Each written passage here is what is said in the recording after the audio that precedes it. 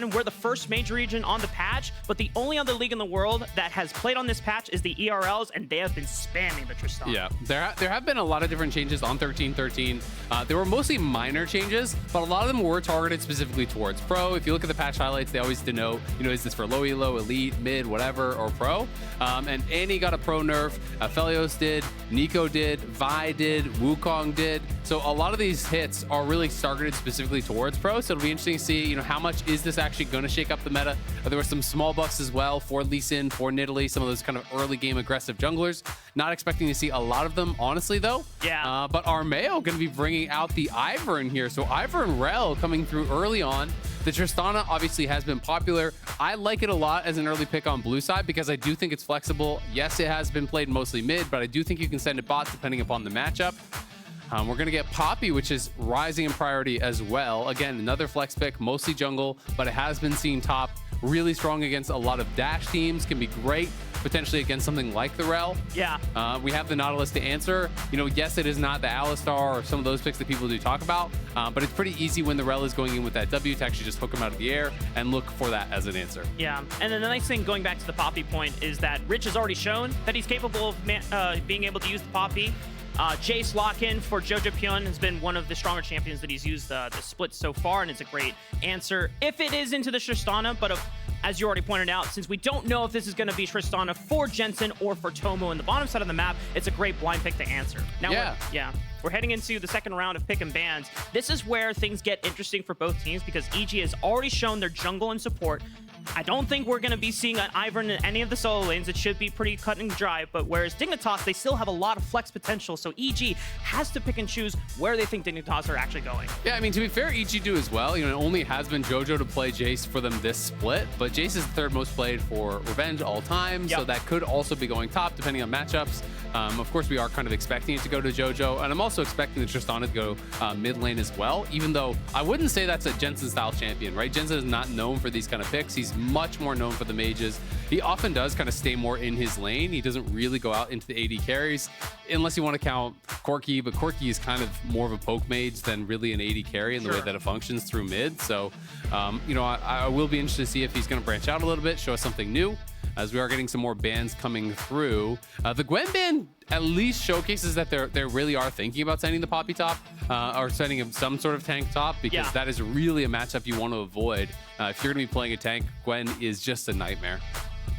You do not want to be on the other end of those scissors come late game. Especially after the second item pickup, it feels like Gwen is just unbeatable in the solo lane, and you have so much split push pressure. But for Dignitas, if they want to still limit down other top lane champions, if you want to look at specific tank counter picks, there's plenty of champions that Revenge can look to, whereas Evil Geniuses, they already sniped out the Azir pickup from Jensen, where it's going to be the Varus. Now, Evil Geniuses, more than likely, they're going to be saving their top lane counter pick for Revenge, so it's going to be an Aphelios pickup more than likely from Unforgiven, unless he changes it up and goes more aggressive. Yeah, they do end up banning out the Varus. We have seen Unforgiven go 2 out of the last 3 games he played the AP Varus. Yes, Shiv did get still nerfed, but Shiv is not destroyed. It's much more nerfed towards, like the full AP mages and whatnot playing. It's still good on AD, so they took that away from Unforgiven. Xayah, which has really risen in priority quite a lot over these last couple of patches, is going to be coming in here. It's great against the dive. It's an easy answer to the Nautilus. The point and click ulti comes through. It's super easy to actually time that Featherstorm with it, be able to avoid that. And you are just expecting more dive champions to come through. If it is Tristana mid, he can be jumping in on you. That can really dissuade it. This would be interesting. Oh, Ziggs. Yeah! So this is actually still flex, because this could be Ziggs bot or mid. Ziggs actually works really, really well in the bot lane. You can just have non-stop shove if you're comfortable playing it. Some of these passive trades, with the auto passive, is actually a surprising amount of damage. When this had been really meta before, there is such variance in how well players could pilot it. So if it is going to be Tomo playing it, I'm really going to be excited to see how good he is. This is a really interesting draft, though. Okay, no wonder you're banning Gwen. Ain't no way you want to play against Gwen with Malphite. Yep. And this is a good call out from Dignitas right now, because Evil Geniuses, their 2 main damage dealers in the mid lane and the bottom lane are both physical damage. So Malphite, you're just stacking armor. This is going to force Revenge to say, hey, are you going to pick another tank for the goodness of, you know, having a solid team fighting composition? Or do you want to have a little bit more lane priority? Do you want to have an answer? And you know what? Rumble is a great answer for both. You have team fighting power with that equalizer, and you are magic damage. You get to pretty much get the shove in on Malphite every single time. I mean, it is a horrible matchup for Malphite. Malphite in general really struggles into a lot of AB champions. Just the way that the kit works, you want to be stacking armor. That is really why you're picking this. And especially when you see it is Jayce and Xayah coming through, you're wanting to be stacking that armor for the team fights. But if you go pure armor, if you're just trying to ignore the Rumble can heavily punish you, has really good push. You know, it's resourceless champion, so you're not going to be taxed on mana the way that Malphite is. When Malphite is locked under tower, you really start to have to actually spend a lot of spells to lasso correctly, which makes you go It's super easy to time the scrap shield on any Q that's actually coming out from the Malphite to shrug off a lot of that damage. So it's a really good answer into this pick. I was for a second wondering if they were actually going to do the flex of Rell jungle and Ivern support, because both of those are actually pretty meta in solo queue right now. But it is not going to come through, so it is mostly the expected roles. Ziggs bot, very, very cool. And I think that the Rumbizer and something like Shock Blast. And the other thing that Dignitas have to be conscious about is a lot of these champions only want to go in. I mean, Ziggs has the flexibility of being able to fire bombs from a long range away, but Nautilus, you go in and you don't get out. Poppy, you go in, you don't get out. Malphite, you go in and you don't get out. There's a pattern here. And if you're all locked in and you're committed, then the great punishment comes in from laying the equalizer right on top of you guys, and then no flash means you are just dead. Yeah, we'll see. I mean, there's powerful dive on the Dignitas side as well, which is going to be pretty interesting because there's a lot of lockdown to guarantee skill shots from the Ziggs, right? We have Nautilus ult, we have Malphite ult, we have, you know, Poppy just popping someone up in the air, stunning them into the wall, and you can throw, you know, from long range that Ziggs ulti over the top to assist those frontliners who don't usually have enough damage to get that 100 to 0. To the point where all of a sudden the Ziggs on a couple items, you know, that's a Jayce potentially that gets, you know, stunned up by that Malphite. A Ziggs ult on top, you can just be dead. EG though, getting aggressive here, threatening that invade, gonna walk in, at least get the ward down, but we'll just retreat back towards their own side. I'm surprised. Did Diamond... I don't know if it's actually worth it. I mean, Diamond probably... he hasn't skilled the point. You can just level W there and kill the ward at level 1. I don't know if it's worth it or not, because then you are W star, and I'm sure that he does really want to have the Q. But it would really depend on how they feel that this lane is going to play out. So, you know, probably something I would have done and felt smart about, and then walk to lane and be like, oh, I can't play. So I want to get your opinion on something. So for both of these compositions, we've talked a lot extensively about how we imagine teamfights are going to play out, but we're still about 10-15 minutes away from this point. We're in the early game. We're looking at the two jungle matches between Santorin and Armao on this Poppy and Ivern. How do you expect, you know, Santorin wants to play? We know that you have a little bit more aggressive agency, whereas Ivern more looking to just try and get as much camps as you can to start ramping up. I mean, I think for Poppy, you're not going to be able to pull off, you know, ganks that easily unless you can actually get behind people. You know, Poppy early on, you know, if people are really pushing into your laners, you can sometimes just walk in behind, get a tackle, push them into a bad spot, and look for a kill in that way. I think barring that, it is going to be relatively difficult for him to really find much. Ivern can really succeed in these kind of matchups because Ivern can struggle against early pressure, right? And Poppy's not someone to really be able to get in there and duel you and kind of really punish you on those early clears. So I do think it's going to require pushing lane for EG to punish, but the difficulty then becomes if EG are really on point, when they do have those pushing lanes, they should use that pressure to get wards on where the Poppy is. Then the Poppy really starts to lose options, and that's why in a matchup like this, I do favor Armao's side. And it's also so difficult because once the Ivern starts leveling up and the passive timer on getting those cams up ready for him to take just become faster and faster, it just feels like you get choked out of the game as Poppy. So even though it's hard to get things done, I feel like Santorin still feels the pressure to get things done early. Absolutely, and this is what I was talking about when you are playing in these kind of matchups. Look at his mana. He's already You know, we've laned for a minute and a half, right? The minions don't even spawn till 1:30. So he's gonna have to go back to base here already. That is the struggle.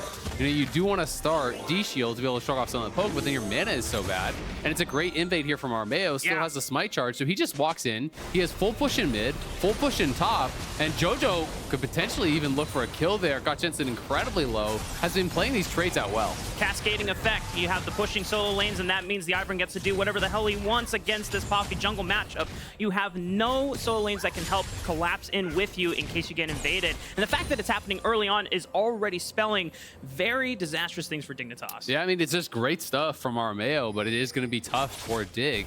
Jojo, how he's been playing out these trades has actually been really nice, right? You know, because generally speaking, if Tristana is able to free fire during the explosive shot, as Santorin going to be spotted, Armao's down here. I think it will just dissipate, but we'll give it a moment and see.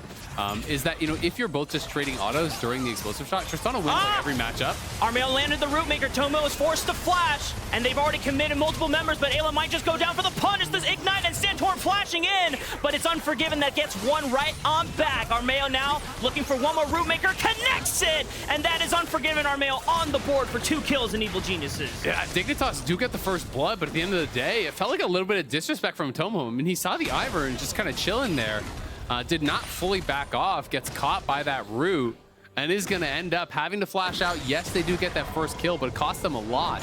Cost them the flash, cost them off of Tomo, off of Santorin, so they blew way more summoners. They do end up going 1 for 2. Bad kind of moving a little bit towards worse, especially when you consider the fact that Unforgiven picked up the kill. Poppy got one on the other side, so you know, you're not even getting your carries ahead with that first blood. Diamond and Santorin going to move towards mid, but Ayla's already here to cover. They're just kind of anticipating the moves. You know, Ivern, as long as he is here answering the plays, you know, Ivern doesn't even have to make the first move. If you're ever counter ganking Poppy, it's going to be really tough because Poppy is about that first burst of damage, and then you really taper off, right? You're not a high DPS champion, so all of a sudden, you know, you flash in, you tackle someone against the wall, and Ivern just steps out of a bush and shields him, and you're kind of like, oh. Well, now I'm just kind of dead. Well, now what? Yeah, and the only saving grace for Santorin is just the phase rush keystone. You get the burst of movement speed, and as soon as you anticipate that something is wrong, you try to just get out. But so much CC available from Eyla and Armao in this situation probably means you're already dead, especially with no flash. So we're back again to square one with Dignitas, seeing if they can lane up against Unforgiven Eyla now that he has a little bit of extra damage. And I'm telling you, Azale, Unforgiven just says, hey, we won the first 3v3, and now we get to win all 2v2s. Yeah, taking that 2v2. I do like how Tomo tried to play it out. You know, when Ayla's going forward, instead of using the satchel on Eyla, he's satcheling away Unforgiven to try to really split it up and to make it this kind of like brief 2v1 situation on the enemy support. But they are pretty far ahead.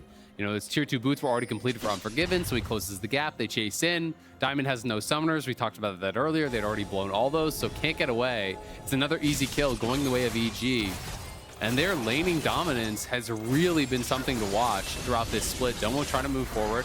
They're trying to see if they can find a play. The Hex Flash is there. Unforgiven's just going to preemptively flash before the heroic slam comes in from Santorin. That is a flash down for Unforgiven. Maybe Dignitas can look for a repeat gank and try to punish off of that, but if he hits level 6, then Unforgiven will probably be unkillable in that lane. Exactly. It's a small window, and you can see Rich again just locked under his turret up on this top side. Armao has used this pressure multiple times, and when we were watching bot, he actually invaded top side again. You can see that there's also a pink ward, you know, over up on that top side, so he has really been trying to keep this Rumble safe on the push here. You know, has the scuttle down on top side, or had it, I guess it just did expire. So, you know, as long as you know where the enemy jungle is as Rumble in this matchup, it's pretty unlosable. Like, you are just going to be in this guy's face. The only thing you have to respect is a jungle gank, because if jungler shows up, Malphite's post 6, you can die. But barring that, there's not much happening. And now Revenge takes his prio, moves towards mid. Jensen is low, will be spotted by Santorin, but Jensen could get dove here. If you get CC'd, Equalizer is going to get dropped on your head and you're dead. Yeah, oh, it's so much damage. Jensen flashes away. The Comet, not enough to take him out, but that is so much pressure. A wave is lost from him. He already burned teleport prior, so that means he's going to at least lose one wave on this next crash. And that's just a great move from Revenge. Take the prio you had on top side. If you can't dive, if you can't deny a lot of CS, you're going to get more out of even just threatening that roam, because it really limits what Jensen can get done. And we've talked about this so many times. I just think Tristana from behind is a garbage mid lane champion. Like, you have no utility, you have no real fallback plan. Like, you're just pure DPS, right? So it becomes very, very difficult if you fall behind. So Revenge, yeah, sure, he maybe can't deny a couple CS from Rich, but you're denying even more from Jensen. Jensen, as you said, no TP, now has no flash. Gonna be really hard to play in this lane because Jojo's already ahead. And with that early lethality, he has the flash advantage. He could find a window, potentially look for a kill. Yeah, and because Evil Geniuses, the game is not necessarily about farming up, scaling up to team fights. You don't even want to get to that point. If you can break the foundation of Dignitas before you even get to that point, then every fight is winning no matter how poorly you're setting up. Well, and so much of Dignitas' comp is around Siege, right? You're playing Ziggs, Trist, two of the best turret killers in the game, but if you're falling behind early, you're not going to really get access to that power. It will become difficult. They do have a good wave clear, to be fair, so there are going to be ways that they can can potentially, you know, slow down the pace, stall it out, make some things happen later on, but it does become really, really difficult. Your options are pretty limited when you are falling behind early in a comp like this. And I think the scaling is really good on the other side. Yes, it is Rumble and Jayce, but Ivern scales incredibly well. The Xayah, I think, is going to be so hard to deal with later on. I think, you know, you're kind of just depending upon wave clear and potentially some Ziggs poke to make things happen, but, you know, Jojo is going to be really difficult to deal with that poke too. And they get the Q flash into the crash down onto Tomo. He still has a flash to play with, already used the satchel charge, trying to wait it out until the bitter end, but he realizes it's too late. He's not getting out of that one, and it's another kill for Unforgiven. Yeah, beautifully done by Eyla. Q flash, as you said, stuns him up, then you can't dodge the crash down. That comes in. Didn't even have the Magnet Storm, didn't need it, wasn't 6 yet, but they get the easy kill here as Armao walks in. And I love how EG are always getting more than the initial play, right? They go for this gank on bot side, they know the dragon is up, so they can turn that into a dragon right after, just like how on top side, they look for these invades, they've turned that pressure into more damage up on top side. You know, they're always trying to turn an advantage into even something more. Revenge shoves in top, gets an advantage there, brings it towards mid, right? This is really some of the hallmarks of a great team, of a team that knows how to push their advantage, and that's how you create these monstrous leads that can make it feel like it's hopeless so early on in the game. Yeah, so far it's just under 3,000, but a commanding lead like this one, with how the compositions work out, you've already talked about it before. If Dignitas don't get online to lay siege, then what good is this composition? You have some team fighting power, and there's still ways for Dignitas to get back in this game, but the way that EG have just been slowly undermining how this composition works just makes it feel like there's no angles. I mean, I think you can kill Jojo pretty easily, right? You know, I think you can full send it on Jojo with Malphite ult, Nautilus ult, Ziggs ult, and do all these things, and you can probably kill him off most times. The problem is going to be, what are you going to have left to deal with Unforgiven? And if you full send it on one target, your team naturally stacks up, and all of a sudden you're in an equalizer, the Magnet Storm's coming through, and Unforgiven's untouched, and that's where it really, really becomes difficult. Maybe a move here in the mid lane. Eyla gets interrupted here. Magnet Storm keeps Diamond and Santorin in there. Tomo from downtown throws a Mega Inferno Bomb, and the fact that Eyla doesn't have flash maybe gets out alive, but the shield, it's still not enough. Santorin gets the last blow. Yeah, Santorin has to flash in though, so unfortunately Jensen doesn't even get it, and they get the flash with that Ivern shield. Santorin now on the run, and Diamond trying to get out as well. He has a flash, and he's forced to use it right away so he does not fall victim to Evil Geniuses. Yeah, so good job. They get a pick off on Eyla. He didn't have his flash. He used it down on bot side, so they commit to it. They do get a kill back. But at the end of the day, the extended trade is not that bad for EG because they force summoners off a couple members. They get the TP out here from Jensen. So it's a couple hundred gold going to Dig, but the lead remains the same. There's still that 2.5k gold lead, and summoners down. And at this point, I have to hold that thought.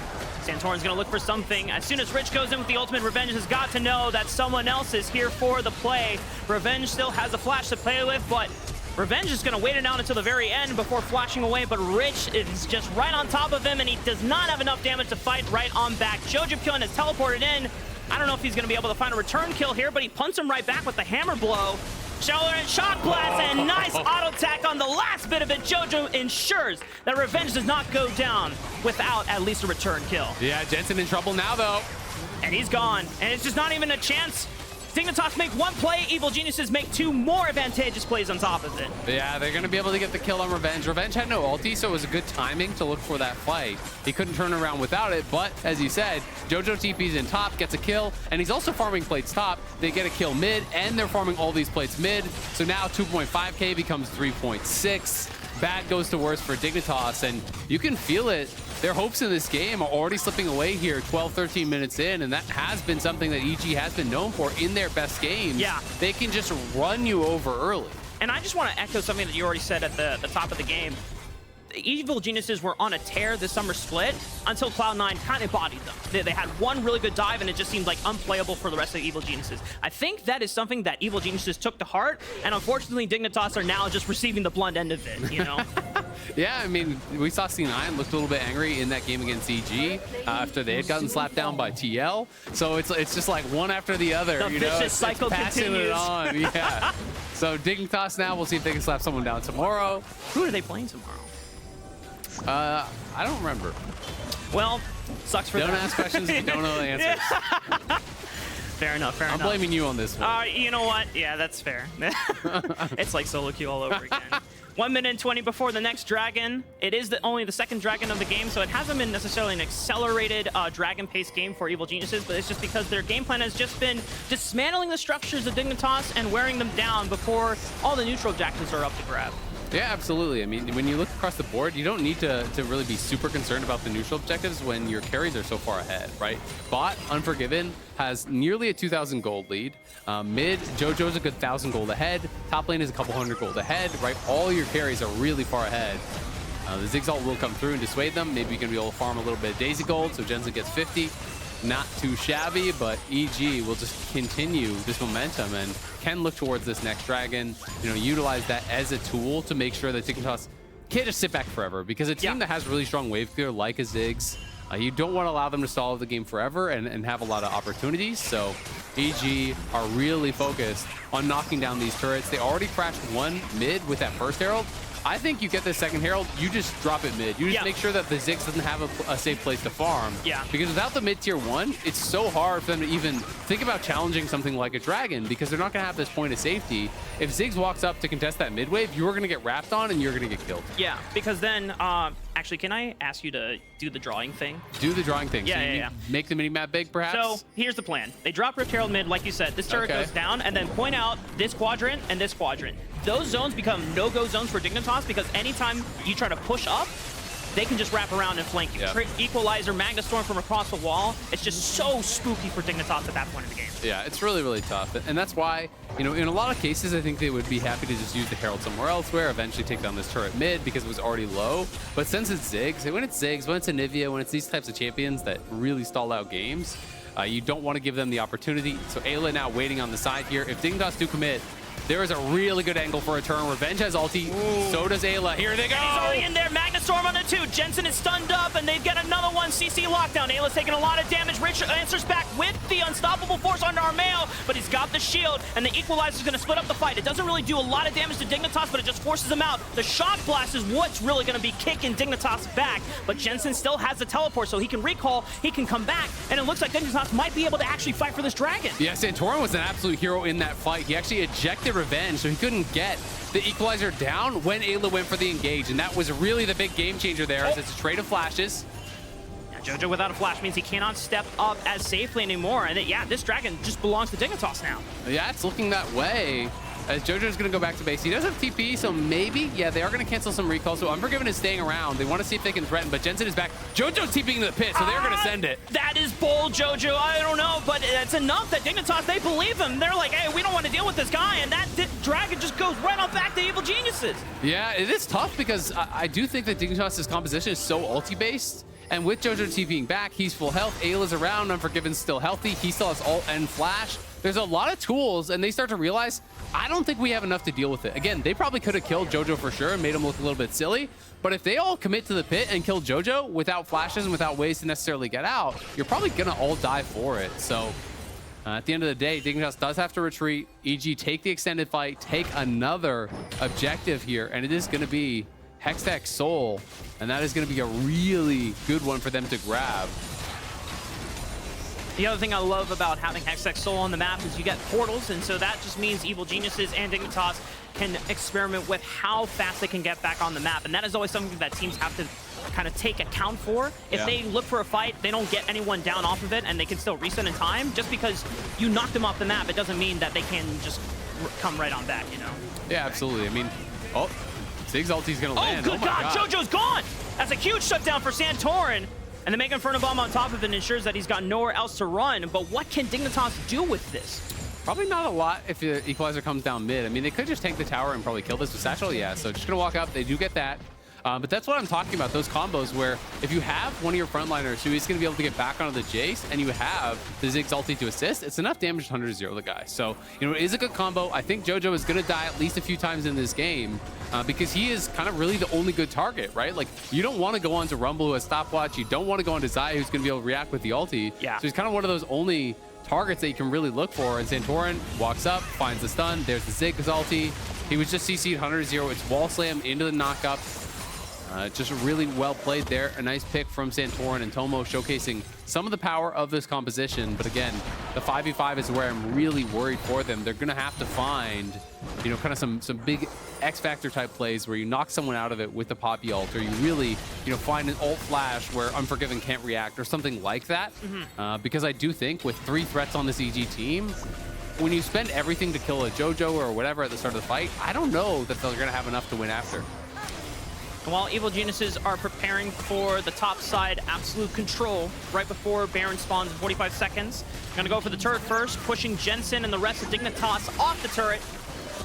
But no further engage will be had. A little bit of shock blast damage, already showing that Jojo has scaled well into the game on cue and on time. And does Revenge want to look for an equalizer here? Yeah, I mean, if you try to walk through this corridor, it can get a little bit dicey.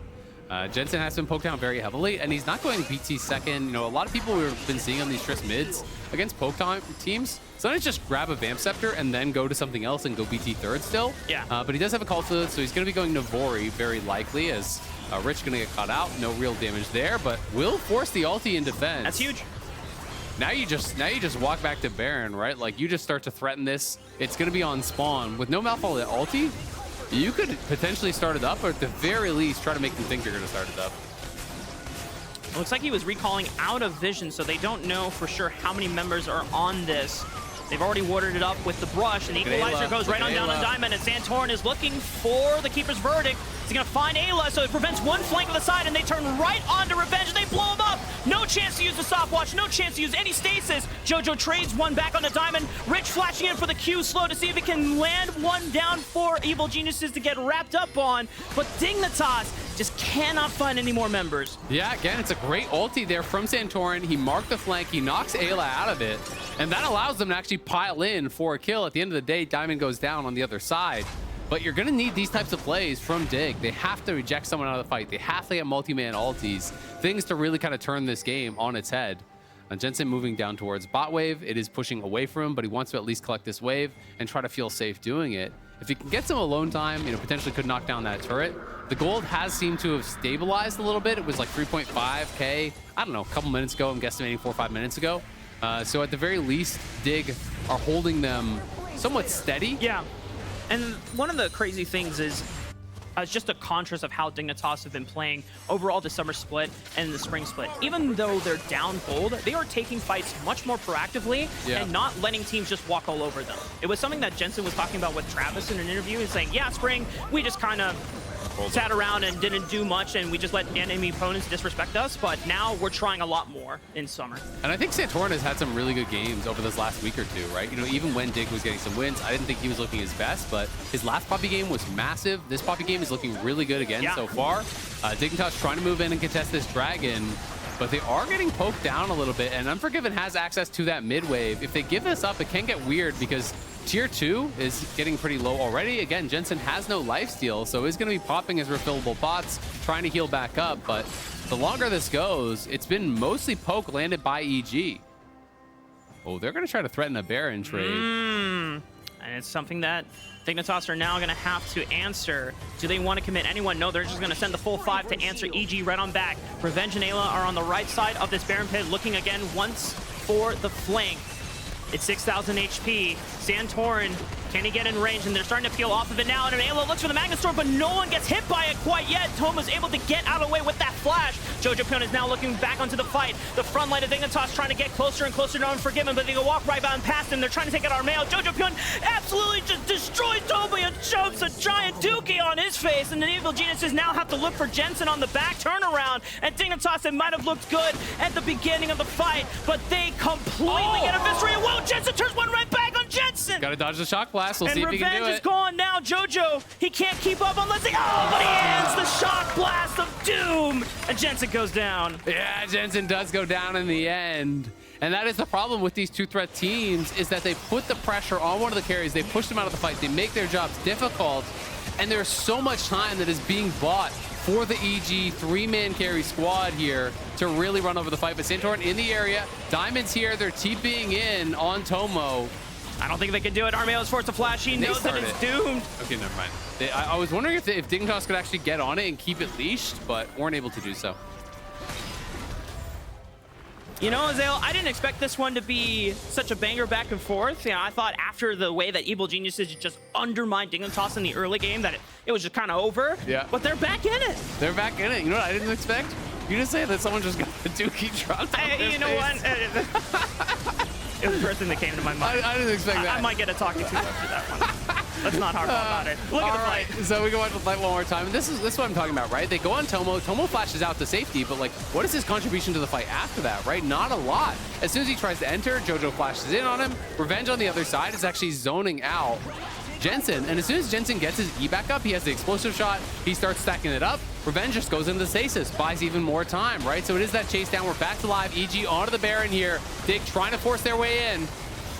Equalizer is going to separate the pack. Once again, Rich finds an ensemble force on Jojopyun, but he goes golden for the stasis, and Eyla answers back on the back to Storm. He gets blown up, but they trade one back on the dive. Jensen's off again! This could be a huge moment, but he only gets one kill. Jojopyun, is he going to die? No, he has the shield from Armao, keeping him alive! Tomo is gone! Unforgiven goes into the air! The slam from Santorin! Oh, Santorin trades it back! This was a banger, all right! Evil Geniuses and Dignitas fighting until the bitter end! Yeah, at the end of the day, EG gonna be able to grab the Baron here. That one was really close. And they're trying to pick on Jojo. They know that he is the easiest target for them, but this time he has the stopwatch available. And he's done a good job surviving in a lot of these fights. You know, they look for Jojo. He's stepping forward for the shock blast. He goes into melee, and Rich just says, yep, we're going to send it. There's no flash on him. Into they go. The hook connects, but the ulti comes out from Ziggs as he goes into stasis, so that does not connect. And then again, this is my concern. How do you deal with Unforgiven? They try to go in onto Revenge. They're going to be able to force him down. Jensen finds his window, flashes on in. You know, rather jumps on in, has the explosive shot up onto Jojo. The shield is just enough to keep him alive in the back for Armao. I thought that he was going to get the kill with the explosive charge because the shield from Armao expired, but the cooldown is so low, he got a second shield on the same explosive charge, so he's able to get that back up, keeps him alive. And we have two incredibly fed carries here for EG. Look at the damage from Unforgiven. Jeez. It is so difficult to really push the Xayah out of this fight. You have to fully dive onto someone on the EG side. It can't be Unforgiven because of the Xayah ulti, so... Oh, Roommaker finds one. Rich finds another answer onto Jojopyun. The Mega Inferno Bomb lands a lot of damage, but he gets shielded up, so Jojopyun can still stay in this fight. Jensen has already traded back onto Eyla. Teleport comes in. Revenge has now entered the fray. But Dignitas have already gotten what they wanted, and they push Evil Geniuses off of the tower. Yep, it's a good pick there. They are going to be able to kill Eyla. Again, just trying to go for Jojo. He may have to build a little bit defensively. He does have Armao trying to keep him safe, and this time he does survive again. You know, constantly just sending it with the Malphite ult, with that Ziggs ult. They're going to look for this 1-2 punch, try to knock down Jojo. The only one they really can go for. So I feel like if I'm Jojo, I probably just build a Hex Drinker at this point in the game, and I feel like you really deny one of the only good ways they have to start a fight. EG, though, definitely in their comfort zone.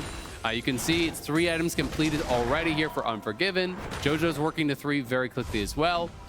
Revenge, you know, had an incredible laning phase. Hasn't been picking up as much gold throughout the later stages of it, but he's still a big threat here too if he can find a good equalizer. Yeah, the fact that Dignitas are still taking these fights, even when they're down so much gold relative to Evil Geniuses, it just makes them scarier to fight as. And Evil Geniuses have to think twice about how they're taking some of these angles and making sure that Rich doesn't get his combo into Ziggs ulti, that Santorin doesn't find a heroic slam, and Ziggs ulti is right on top of it.